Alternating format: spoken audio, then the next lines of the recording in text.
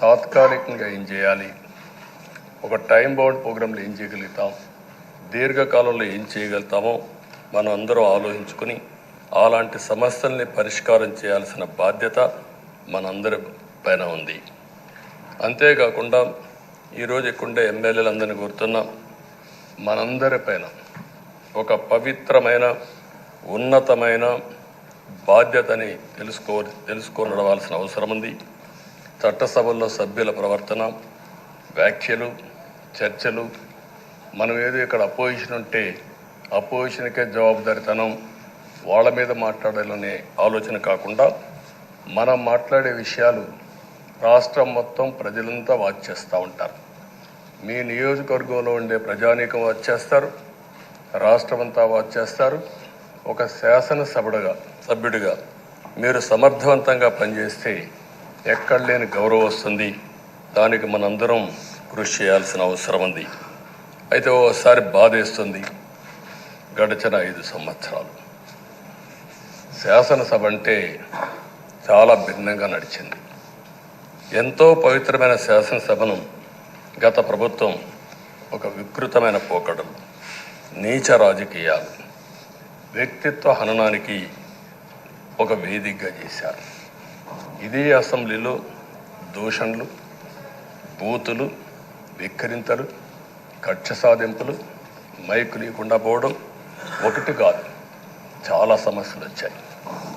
అదే సమయంలో first time వచ్చిన ఎమ్మెల్యే బాధ్యతారాహిత్యంగా 6-7 సార్లు గెలిచిన ఎమ్మెల్యేని విక్కరించడం, బూతులు తిట్టడం, చాలా వల్గర్గా ప్రవర్తించే పరిస్థితికి వచ్చారు.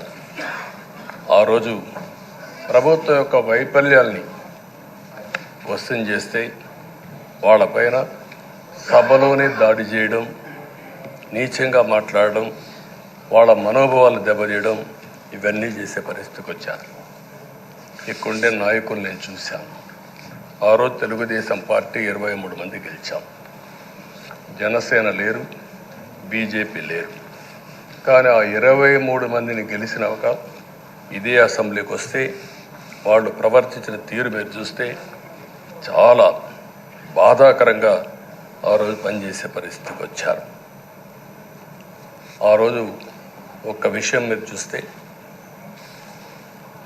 నేను కూడా ఇదే హౌస్లో చాలా బాధపడిన సందర్భం రోజు ఉంది.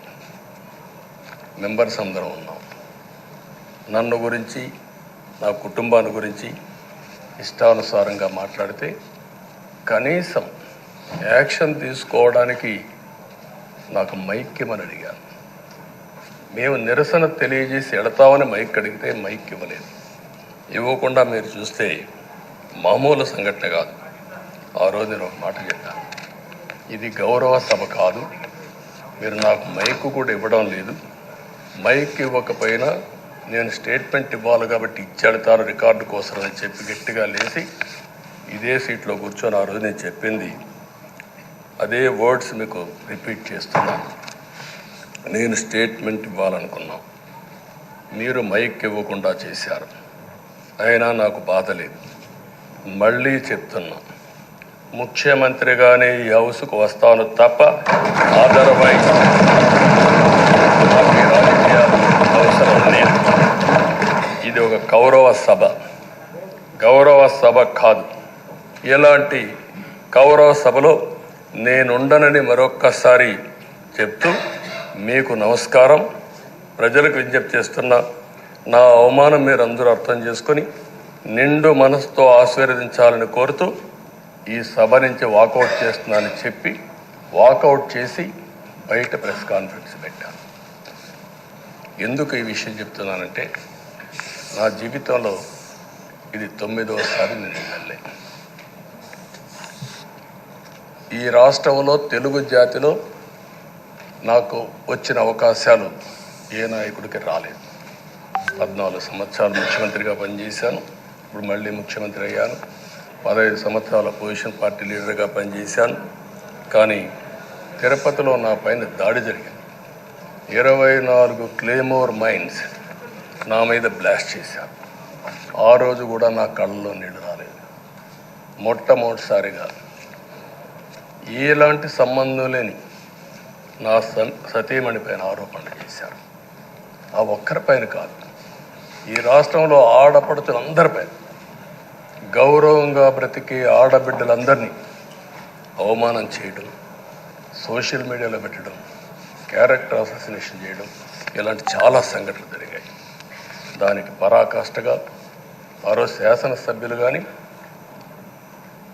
కొంతమంది అయితే భవానీ శాసన సభలో సభ్యురాలుగా ఉండి ఎన్నో పోస్టింగ్స్ పెట్టే పరిస్థితికి వచ్చారు. అలాంటి సంఘటనలు చూసిన తర్వాత ఫస్ట్ టైం నా జీవితంలో ఆడబిడ్డల కోసరం ఇలాంటి హననాన్ని చేశారని బాధపడుతూ కంటతడి పెట్టాను. ఆ రోజే అనుకున్నా, ఇలాంటి పార్టీ ఈ రాష్ట్రానికి అరిష్టం, ఇలాంటి వ్యక్తిత్వం ఉండకూడదు. మళ్ళీ ఈ రాష్ట్రాన్ని గౌరవ సభ చేసి హోందాగా నడిపించే వరకు నేను పనిచేస్తానని చెప్పి ఒక శపథం చేశాను. ఆ శపథం ప్రకారమే ప్రజలు గెలిపించారు, వచ్చాను. ఈరోజు 2 సంవత్సరాల తర్వాత, ఆ రోజు నేను వెళ్ళింది 2021 నవంబర్ 19వ తారీఖున వెళ్ళాను. నిన్న మీ అందరి ఆశీస్సులతో, ప్రజలందరి యొక్క ఆమోదంతో ఈ సభలోకి ఎంటర్ అయ్యాం. నాకు జరిగిన అవమానం కానీ, ఆడబిడ్డలకు జరిగిన అవమానం కానీ భవిష్యత్తులో ఎవరికీ జరగకుండా కాపాడే బాధ్యత ఈ అసెంబ్లీ తీసుకోవాలని అందరినీ కోరుకుంటున్నాను. నా గౌరవాన్ని కాపాడిన ప్రజానీకానికి మరొకసారి మనస్ఫూర్తిగా ధన్యవాదాలు, అభినందనలు. నా జీవితాంతం రుణపడి ఉంటా. మళ్ళీ నాకు జన్మనంటే తెలుగువాడుగా పుట్టాలని, తెలుగు గడ్డ రుణం తీసుకోవాలని నా ఆకాంక్ష. తప్పకుండా ఇచ్చేస్తాను.